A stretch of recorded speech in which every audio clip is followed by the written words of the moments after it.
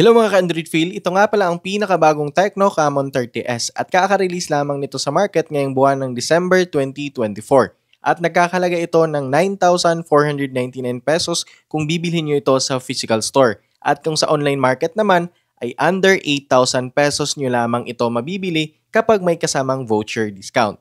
Okay, pagdating sa specification ni Tecno Camon 30S, ay halos the same specs lang din ito doon kay Tecno Spark 30 Pro na unang ni-review natin last month, kung saan ay meron din itong 6.78-inch Full HD Plus AMOLED display, may 8 gigs of RAM, 256 GB of internal storage, may 5,000 mAh battery capacity, naka 33 watts ang charging speed, at may MediaTek Helio G100 processor. Pero pagdating sa design ng phone na to, para sa akin mas premium at elegant ito dahil sa naka 3D curved design at protektado na din ang screen nito ng Corning Gorilla Glass. At yung body build naman nito ay manipis lang, nasa 7.6mm lamang. Kaya naman easy to grip at napakagaan lang din itong dalhin.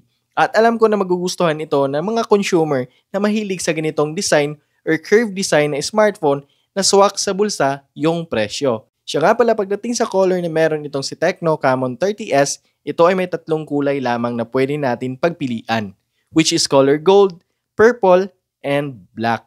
Okay, pagdating naman sa camera ng phone na to ay meron itong 50 megapixel para sa kanyang main shooter with Sony IMX896 sensor. Dito naman sa harap, ito ay naka 13 megapixel camera lamang. At pagdating dito sa mga sample photos natin, masasabi ko naman na okay din naman yung image natin dito at kahit papano ay makikita pa din natin ang sharpness and detail sa subject natin. At kapag sa night shots naman, 2 thumbs up, still good quality pa din yung makukuha natin dito, lalo-lalo na kung gagamitin natin ang super night shots nito. Anyway, isa pa sa kagandahan na meron sa phone na to ay meron din itong AI eraser. So kung may mga photo bomber ka sa picture mo at gusto mong burahin, pwedeng-pwede mo na magagawa sa phone na to. At ang gagawin lang natin ay i-click natin itong edit at pipiliin mo yung gusto mong i-remove na object. At yun, napakadali na lang magtanggal ng photo bomber.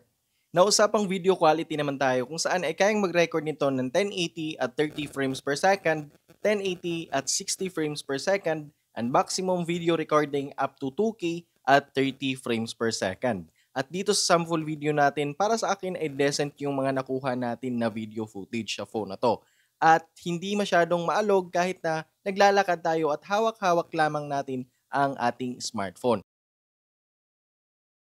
Anyway, isa pa sa kagandahan sa video quality ng phone na to, kahit nagagamitin natin ito nighttime, still maganda pa din yung video quality nito, maliwanag at malinaw pa din yung video footage natin. Kaya okay na okay din talaga ang camera ng smartphone na to na gamitin natin sa low light area.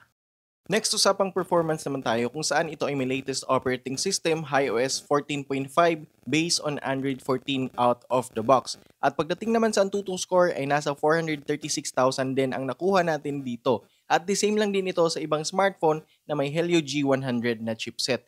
At dito nga sinubukan na natin gamitin sa paglalaro ng mga light games kagaya ng Mobile Legend, Honor of Kings, and COD Mobile. At maning-mani lang ang larong ito para kay Tecno Camon 30S. At pansin ko din na kahit manipis ang body build nito ay hindi rin masyadong umiinit kahit nababad na ako sa paglalaro dito. Kaya para sa akin, maganda din yung performance ng phone na to kung gagamitin natin sa paglalaro ng mga light games.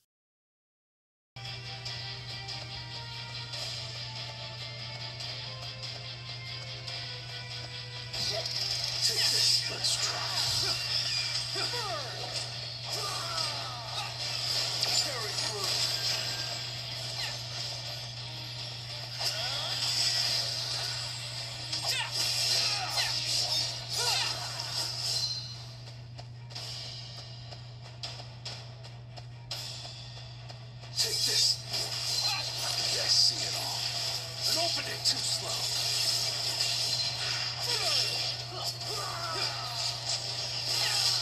Time for a counterattack.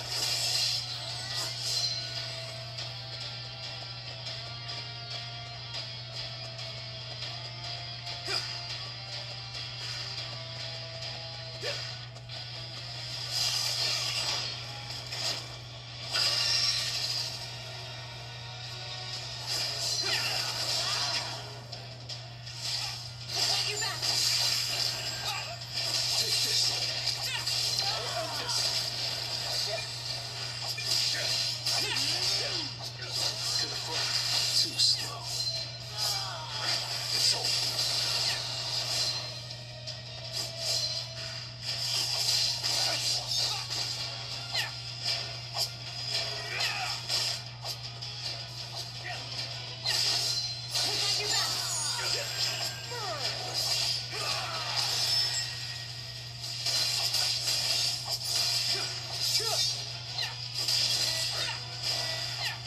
shred you. An opening.